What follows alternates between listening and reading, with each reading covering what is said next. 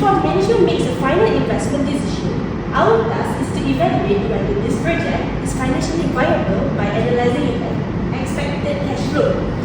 Today, we will discuss three approaches: top-down approach, bottom-up approach, and taxation approach. Each approach provides different insights into the project's financial performance. At the end of our discussion, we will recommend the most appropriate approach for management decision-making. Let's begin with the top-down approach first. Ms. Bella, please proceed. Thank you, Ms. Damia.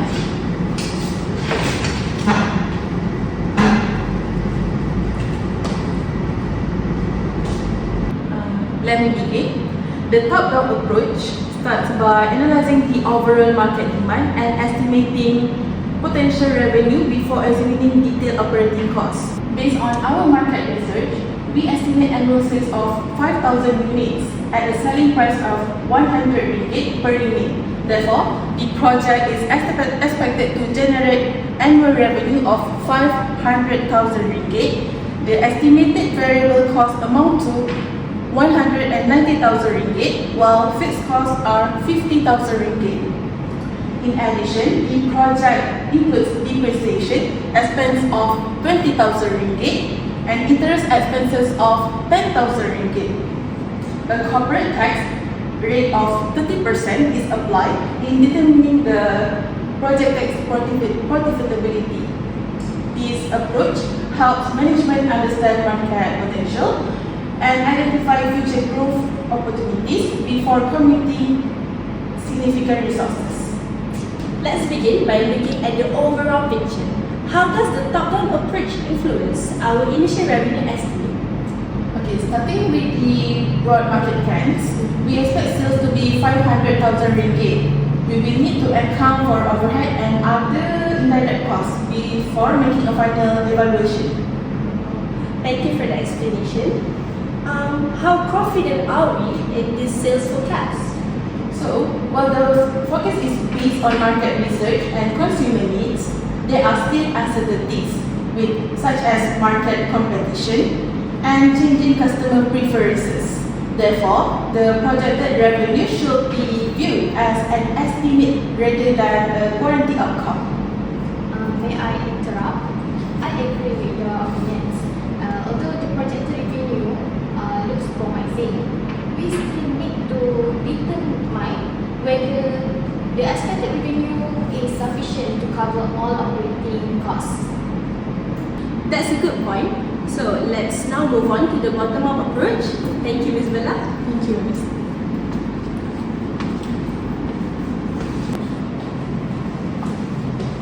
Thank you, Ms. Damia and all. So today I would like to present bottom-up approach. Unlike the top-down approach, the bottom-up approach focuses on identifying and calculating individual cost component. The company expects direct material 100,000 ringgit, labor cost 50,000 ringgit, marketing expenses 50,000 ringgit, factory overhead 30,000 ringgit, and administrative expenses 20,000 ringgit. Therefore, for the total operating costs are 250,000 ringgit and the profit before tax is 250,000 ringgit. This approach provides accurate budgeting and better cost control. In the bottom-up approach, we need to account 100,000 ringgit in material cost and 50,000 ringgit in labor. This will give us more detailed insight into our expenses. Thank you. But which cost component has the greatest impact on the company's overall expenses? I think direct material costs contribute the highest amount to the company operating expenses at 100,000 ringgit. This is because the smart eco-bottle require quality materials and smart technology components for the consumer. That makes sense. Better cost control could significantly improve profitability. Excellent observation. Now, let's examine how taxation affects our cash flow.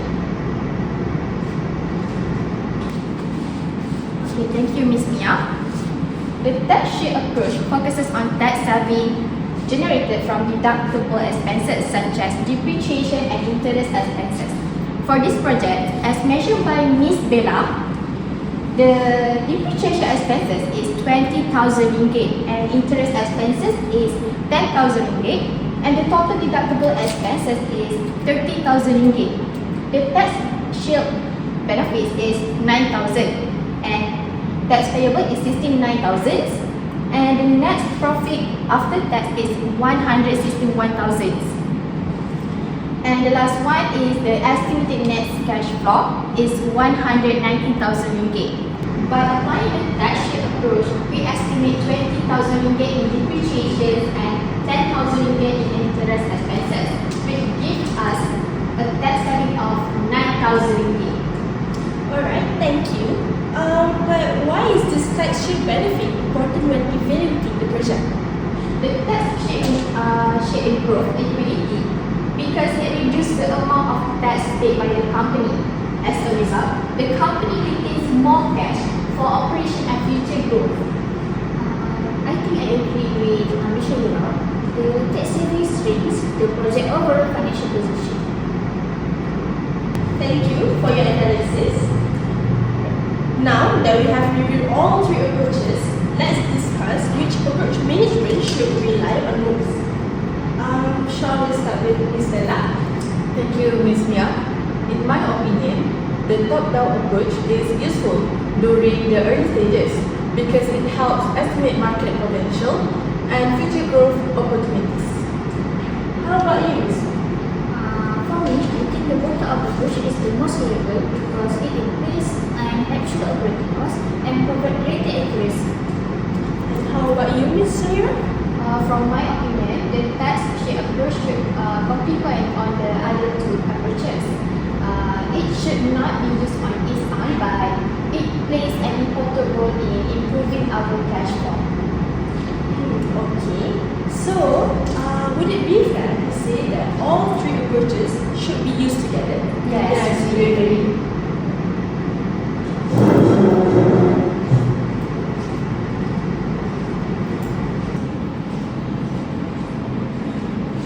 Okay, so based on the analysis, the top-down approach helps estimate market potential and projected revenue.